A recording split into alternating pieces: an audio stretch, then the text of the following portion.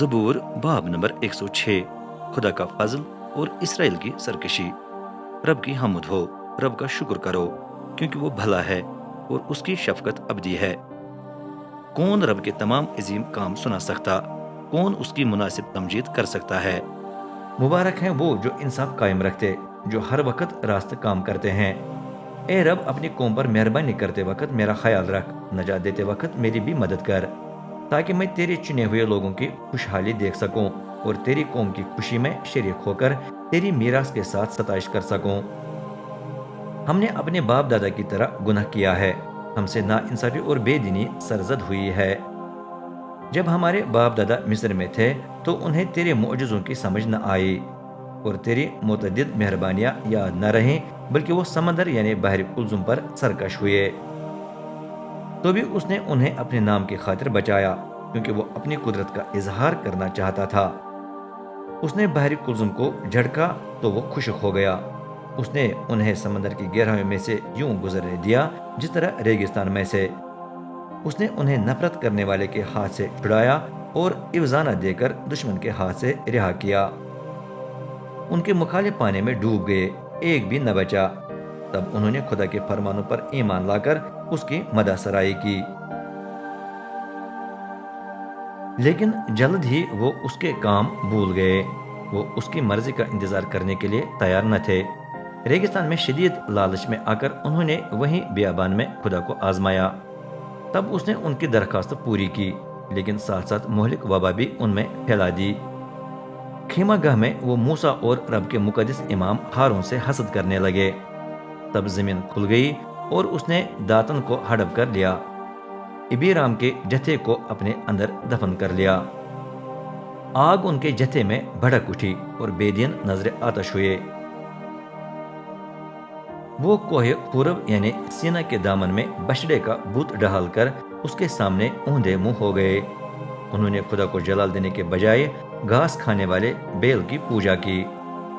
وہ خدا کو بھول گئے، حالانکہ اسی نے انہیں چھڑایا تھا۔ اسی نے مصر میں عظیم کام کیے تھے، جو معجزے حام کے ملک میں ہوئے اور جو جلالی واقعات بحر کلزم پر پیش آئے تھے، وہ سب خدا کے ہاتھ سے ہوئے تھے۔ چنانچہ خدا نے فرمایا کہ میں انہیں نیست و نابود کروں گا، لیکن اس کا چنا ہوا خادم موسیٰ رکھنے میں کھڑا ہو گیا تاکہ اس کے غضب کو اسرائیلیوں کو مٹانے سے روکے۔ صرف اس وجہ سے خدا اپنے ارادے سے باز آیا۔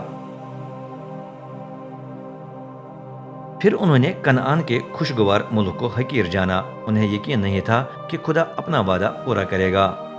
وہ اپنے خیموں میں بڑبڑانے لگے اور رب کی آواز سننے کے لیے تیار نہ ہوئے۔ تب اس نے اپنا ہاتھ ان کے خلاف اٹھایا تاکہ انہیں وہیں ریگستان میں ہلاک کرے اور ان کی اولاد کو دیگر اقوام میں پھینک کر مختلف ممالک میں منتشر کر دے۔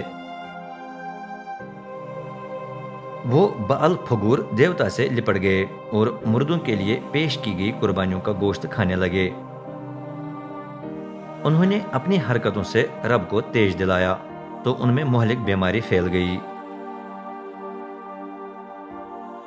لیکن فنہاس نے اٹھ کر ان کی عدالت کی، تب وبا رک گئی۔ اسی بنا پر خدا نے اسے پشت در پشت اور اب تک راست باز قرار دیا۔ مریبہ کے چشمے پر بھی انہوں نے رب کو غصہ دلایا۔ انہی کے باعث موسیٰ کا برا حال ہوا، کیونکہ انہوں نے اس کے دل میں اتنی تلخی پیدا کی کہ اس کے منہ سے بیجا باتیں نکلیں۔ جو دیگر قومیں ملک میں تھیں انہوں نے نیست نہ کیا، حالانکہ رب نے انہیں یہ کرنے کو کہا تھا۔ نہ صرف یہ بلکہ وہ غیر قوموں سے رشتہ باندھ کر ان میں گل مل گئے اور ان کے رسم و رواج اپنا لیے۔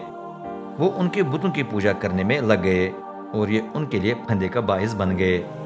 وہ اپنے بیٹے بیٹیوں کو بادرہوں کے حضور قربان کرنے سے بھی نہ کترائے۔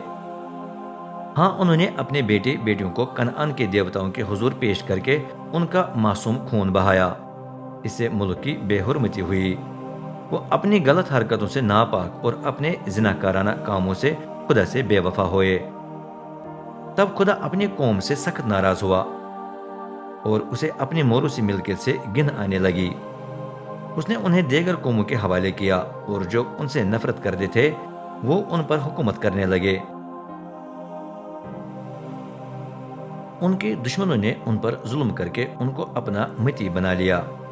خدا بار بار انہیں چھڑاتا رہا، حالانکہ وہ اپنے سرکش منصوبوں پر تلے رہے اور اپنے قصور میں ڈوبتے گئے، لیکن اس نے مدد کے لیے ان کی آہیں سن کر ان کی مصیبت پر دھیان دیا۔ اس نے ان کے ساتھ اپنا عہد یاد کیا اور وہ اپنی بڑی شفقت کے باعث پچھتایا۔ اس نے ہونے دیا کہ جس نے بھی انہیں گرفتار کیا اس نے ان پر ترس کھایا۔ اے رب ہمارے خدا، ہمیں بچا، ہمیں دیگر قوموں سے نکال کر جمع کر، تبھی ہم تیرے مقدس نام کی ستائش کریں گے اور تیرے قابل تعریف کاموں پر فخر کریں گے۔ ازل سے اب تک رب، اسرائیل کے خدا کی حمد ہو، تمام قوم کہے آمین۔ رب کی حمد ہو۔